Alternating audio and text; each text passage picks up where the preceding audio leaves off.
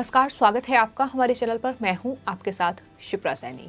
देश में uniform civil code यानी समान नागरिक संहिता का अधिकार को लेकर बहस छिड़ी हुई है। बीजेपी लगातार अपने चुनावी घोषणा पत्र में ये दावा और वादा जनता से कर रही है कि समान नागरिक संहिता जो है देश में सबको मिलेगी। और आज राज्यसभा में बीजेपी के सांसद किरोड़ी लाल मीणा ने इस यूसीसी बिल को पेश किया है। आपको बता दें, संसद का बजट सत्र चल रहा है और राज्यसभा में समान नागरिक संहिता यानी सबको समान अधिकार देने वाला ये बिल पेश किया गया है। हालांकि इसको लेकर लगातार बीजेपी अपने चुनावी घोषणा पत्र में ये वादा देश की जनता से करती आ रही है कि वो यूनिफॉर्म सिविल कोड जो है उसे लागू करेगी। जल्द ही इस पर कानून जो है वो बनाया जाएगा ताकि देश में सबको समान अधिकार मिले, सबका समान कानून हो। ये तमाम बड़ी बातें सरकार की ओर से कही गई हैं और अब संसद में, राज्यसभा में जो बीजेपी के सांसद हैं किरोड़ी लाल मीणा, उनकी तरफ से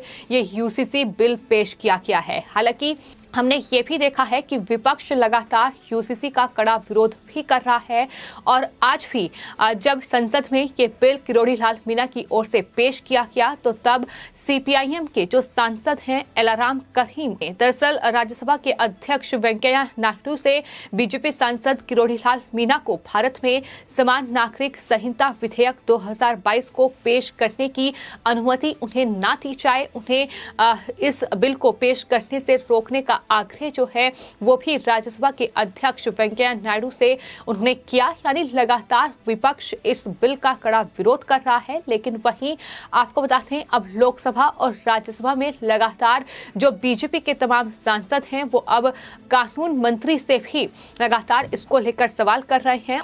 और इसी कड़ी में आपको बता दें, बीजेपी के सांसद निशिकांत दुबे ने भी लोकसभा में यूसीसी को लेकर सवाल जो है कानून मंत्री किरण रिजिजू से किया और पूछा कि आखिर यूसीसी पर कानून कब बनेगा, जिस पर किरण रिजिजू की ओर से बीजेपी सांसद को जवाब देते हुए ये कहा गया है कि सरकार ने यूसीसी का मुद्दा 22वें विधि आयोग को उचित सिफारिश करने के लिए भेजा है।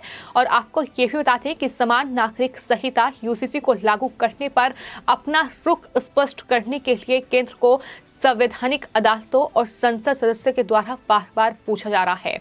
यानी अब दिल्ली हाई कोर्ट और इलाहाबाद हाई कोर्ट ने भी ये साफ तौर पर कह दिया है कि देश में सभी के लिए एक समान कानून होना चाहिए और सरकार जल्द से जल्द समान नागरिक संहिता जो है वो जरूरी करे। यानी ये सभी के लिए अनिवार्य होना चाहिए, क्योंकि अभी तक देश में जिस तरीके का कानून है, अलग अलग धर्मों के लिए अलग अलग जो मुद्दे हैं, कहीं ना कहीं वो अपने हिसाब से उसका निपटारा करते हैं। फिर चाहे बात तलाक की हो या फिर बात विरासत की हो, इन तमाम मुद्दों को लेकर अलग अलग धर्मों में अलग अलग कानून जो है वो अपने मुताबिक कहीं ना कहीं तय किए हुए हैं। और जिस तरीके से अभी तक खासतौर पर बात अगर मुस्लिम धर्म की जाए तो वहाँ जो है वो शरीयत कानून के मुताबिक जो विवाह से जुड़े मुद्दे हैं, जो विरासत से जुड़े मुद्दे हैं, उत्तराधिकार, इसके अलावा गोद लेना किसी बच्चे को, इसके अलावा तमाम जटिल जो कहीं कहीं कानून हैं वो अपने मुताबिक इन धर्मों में बनाए गए हैं। और वहां लगातार जिस तरीके से महिलाओं पर कहीं ना कहीं तमाम जो मस्जिदों से जो ऐलान किए जाते हैं, इसके अलावा जो उनके लिए फतवे जारी किए जाते हैं उस पर उन्हें चलना होता है। अगर वो फतवे जिसमें ऐलान किया गया है अगर उसके मुताबिक काम नहीं करते हैं तो उन्हें उसकी सजा दी जाती है। तो इस तरीके के जो तमाम कानून कहीं ना कहीं अलग अलग धर्मों में अपने मुताबिक बनाए हुए हैं, इन सब से छुटकारा पाने के लिए यूसीसी का देश में आना बहुत जरूरी है। देश में सभी के लिए समान कानून का होना जरूरी है और यही वजह है कि अब लगातार Delhi high court, Allahabad high court और इसके अलावा बीजेपी सांसद भी अब कानून मंत्री से संसद में ये सवाल पूछ रहे हैं कि आखिर समान नागरिक संहिता का अधिकार जो है, कानून जो है वो कब देश में आएगा। तो फिलहाल यूसीसी की राह में भी कई चुनौतियां कहीं ना कहीं सरकार के सामने हैं। हालांकि आपको बताते हैं, गोवा, दमन और द्वीप, नागालैंड, मिजोरम सहित कई क्षेत्रों में इस कानून को पहले ही लागू किया जा चुका है और देश की सांप्रदायिक आधारित राजनीति भी इसकी राह में एक बड़ी बाधा मानी जाती है। लेकिन फिलहाल यूसीसी का आखिर मकसद क्या है, ये सबसे बड़ा सवाल है। आपको बताते हैं, जो ये यूनिफॉर्म सिविल कोड है, इसका उद्देश्य खासतौर पर महिलाओं और धार्मिक अल्पसंख्यकों सहित अंबेडकर द्वारा जो परिकल्पित कमजोर वर्ग हैं, उन्हें सुरक्षा देना इसका खास मकसद है।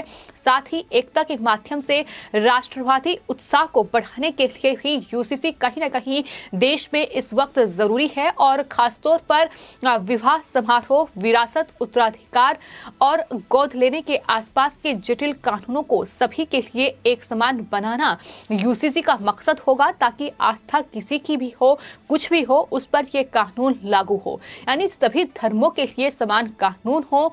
इस तरीके का भेदभाव जो है वो धर्म के आधार पर कानून में ना किया जाए। अगर समान नागरिक संहिता लागू हो जाती है तो सभी व्यक्तिगत कानूनों का अस्तित्व समाप्त हो जाएगा और ये मुस्लिम कानून, हिंदू कानून और ईसाई कानून में लैंगिक पूर्वाग्रह को दूर करेगा।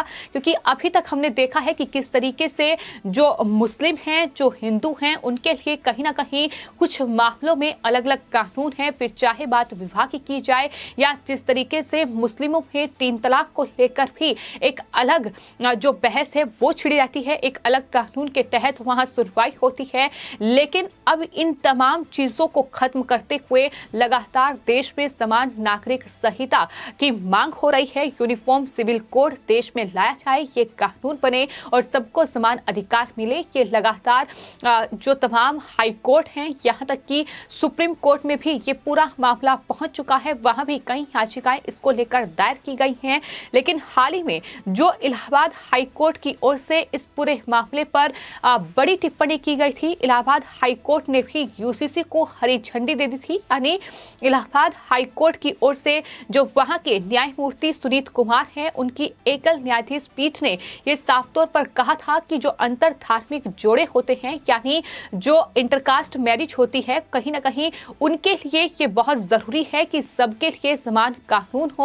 और उनके द्वारा खासतौर पर यह मांग की गई थी की सुरक्षा से संबंधित 17 याचिकाओं पर सुनवाई करते हुए इलाहाबाद हाई कोर्ट ने यह कहा था कि इन सभी दलीलों में विवाह के पक्षकारों में से एक ने अपने साथी के धर्म में धर्मांतरण किया और इस प्रकार उन्होंने अपने जीवन, स्वतंत्रता और भलाई के लिए खतरा महसूस किया है। क्योंकि अगर वो इस तरीके से एक धर्म से दूसरे धर्म में शादी करते हैं तो उन्हें कहीं ना कहीं ज्यादा तकलीफ, ज्यादा परेशानी का सामना करना पड़ता है। तो जाहिर तौर पर उसके लिए यूसीसी का होना बहुत जरूरी है और यही वजह है कि ये जो पैरवी है इलाहाबाद हाई कोर्ट की ओर से की गई थी। वहीं आपको बताते हैं, इससे पहले दिल्ली हाई कोर्ट में भी 2021 जून में अलग अलग मामलों में सुनवाई हुई थी, जिसमें यूनिफॉर्म सिविल कोड की दिशा में आगे बढ़ने की वकालत करते हुए दिल्ली हाई कोर्ट की ओर से कहा गया था कि देश में सभी के लिए एक समान कानून होना चाहिए।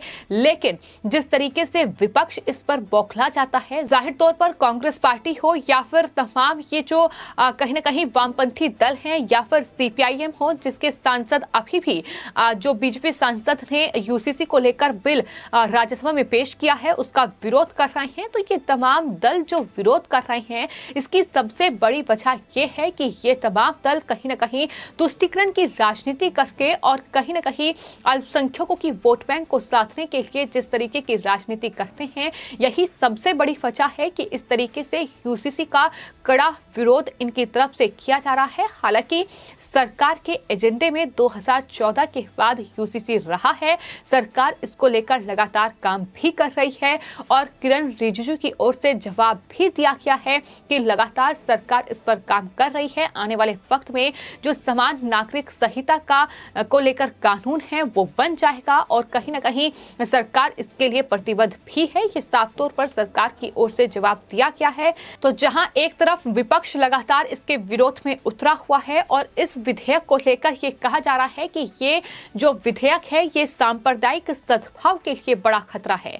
लेकिन तमाम जो अदालतें हैं, फिर चाहे वो हाई कोर्ट हो, फिर चाहे वो सुप्रीम कोर्ट हो, उसमें जो याचिकाएं दायर की गई हैं, जिन पर सुनवाई हुई है, कहीं ना कहीं जो दिल्ली हाई कोर्ट और इलाहाबाद हाई कोर्ट की ओर से इस पर टिप्पणी की गई है। उन्होंने साफ तौर पर यह कहा है कि अगर यूसीसी को लागू किया जाता है, अगर समान नागरिक संहिता का अधिकार सबको मिलता है, तो जाहिर तौर पर इससे सांप्रदायिक सद्भाव को खतरा नहीं होगा। कहीं ना कहीं एक आपसी तालमेल भी ज्यादा बेहतर होगा, क्योंकि अभी कहीं ना कहीं जिस तरीके से अलग अलग धर्मों में अलग अलग कानून बने हुए हैं, अलग अलग धर्म अपने अपने हिसाब से कुछ मुद्दों का निपटारा करते हैं, लेकिन इससे टकराव भी कहीं ना कहीं दो धर्मों के बीच में बढ़ता है। तो ऐसे में वो टकराव भी कम होगा, फिर चाहे वो बात अंतरजातीय विवाह की ही क्यों ना की जाए। ये सबसे बड़ा कहीं ना कहीं उदाहरण है कि जिस तरीके से एक धर्म से दूसरे धर्म में युवा शादी करते हैं, लेकिन उसके बाद उन्हें तमाम परेशानियों का सामना करना पड़ता है।